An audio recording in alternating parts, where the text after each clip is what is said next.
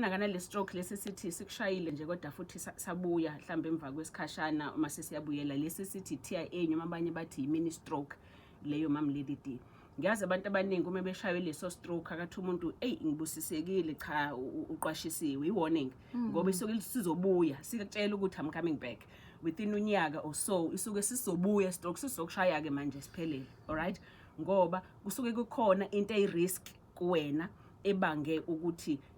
ngaleso sikhashana umthambo uvaleke. Alright, so now ukuvaleka kwemthambo Lady D iwona istroke esivamile kakhulu. Alright, leso kuvaleka ukublockeka kwemthambo more than leso sokopha. Leso umuntu osoke uphile kusuke kakhulukazi kubangwe either lo muntu ushayekile ekhanda wangena engozini yemoto then kwanokopha okuthiza khona kunamaphilisi awadlayo mhlawumbe asifana no warfarin no aspirin lawa awenza ukuthi imthambo yakho yegazi ingablocki yabo.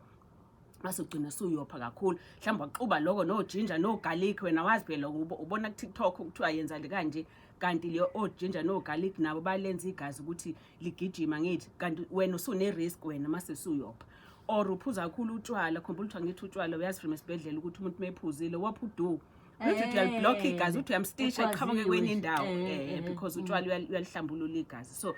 ilezo ke ezijwayele ukuthi zenza zibanga umuntu istroke lesi sokopha asijwayelekile sona Lady D mhlambe 15% nje of abantu baba naleyo nhlobo ye stroke kodwa iningi labantu baba nale stroke leso kublockeka kwemthambo Lady D ngoba leso stroke leso sihambisana kakhulu ne BP.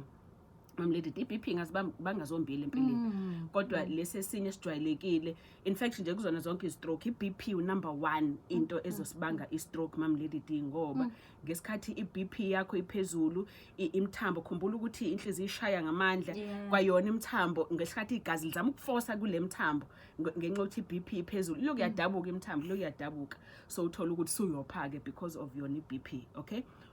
kwesinye isikhathi une-BP nje kanti unenkinga ye-cholesterol ngoba i-cholesterol nayo enye inkinga futhi ngoba i-cholesterol sizobangani manje ukuthi imthambo yakho igazi siyavaleka ngesikhathi sivaleka imthambo yegazi sukulula ukuthi igazi lime kuleyo ndawo ngoba kunokuvaleka once igazi lama selakha ihluli lelo ihluli ke lelo soshaba i-stroke ke wena ngenxa yalokho. Of course abantu abanoshukela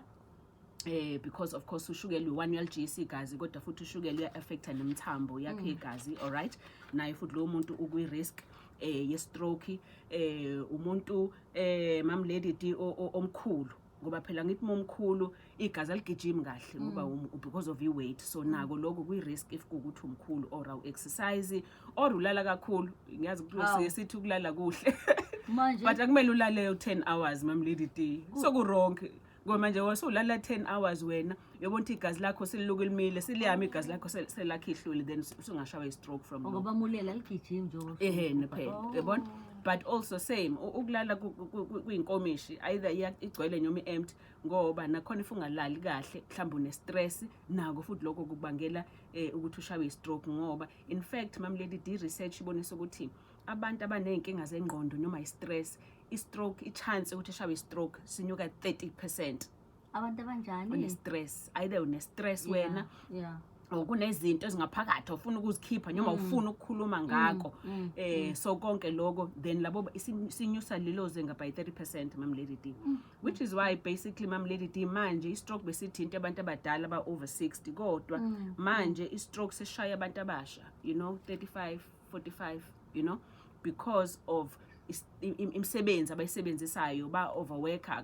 akaphumuli usebenza kakhulu ne stress ubasi une stress emsebenzini siyabanga ama position njalo nasekhaya futhi kune stress so konke lokho kuya-eda kuyena kumedele nje wakhe nje u30% we stroke emncane njalo Lady D.